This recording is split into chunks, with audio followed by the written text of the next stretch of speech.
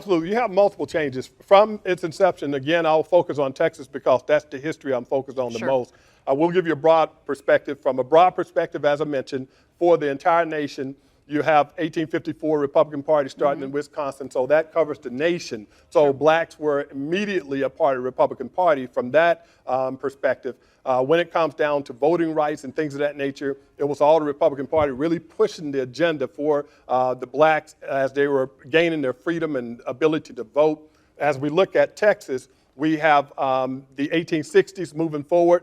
There was an abandonment of sorts during this time, again, and mainly because of a power struggle. It wasn't anything necessarily that blacks did, but the conservatives realized that they wanted power that they could not get from the radical Republicans. And the only way to get it, they had to attract a new voter base because radicals had the voting base of the blacks at this time. Okay.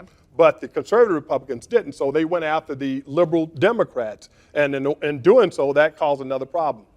You would see blacks during this time felt like they didn't have a place to belong. And at this point, white Democrats during this time, Southern Democrats said, we will take you. They had things in 1800s such as barbecue dinners just to attract blacks. And they did all they can to attract black voters because they knew if we can get this voting block, we can begin to regain the power we once had. Over time, it did work. When we fast forward to the 1930s, this was another instrumental time period.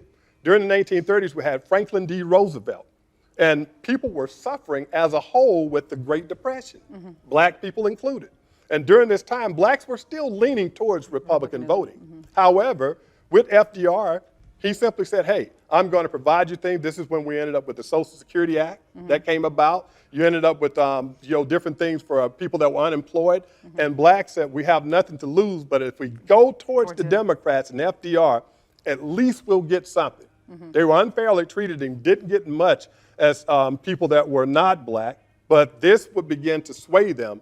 You fast forward another 34 years to 1964, and so by the time we get to 64, we have the Civil Rights Act. And so this is going to be probably 1964, 1968, 1984, 1988. These are going to be pivotal years. And mainly, this is the reason why. So to answer that question more specifically, 64, Civil Rights Act. You have a person by the name of Lyndon B. Johnson, LBJ. LBJ is now signing the Civil Rights Act of 1964. For black people, this is extremely important because it's that we have arrived moment. They finally hear our voice and our cry moment. So he signs this legislation. He has a photo with Martin Luther King. This sends shockwaves through the nation, and it also takes those Republican voters that were black, that were on the fence, and starts to push them further towards the left. So what happens at this point, that's why the history is so important. Most people don't know that in 1956, Lyndon B. Johnson was then Senator Lyndon B. Johnson, and he voted against the Civil Rights Act of 1956. And because he voted against it, by the time it got to the states, they were able to change their constitution and tear it apart where it was rendered useless. That's why we needed the Act of 1964. Got it.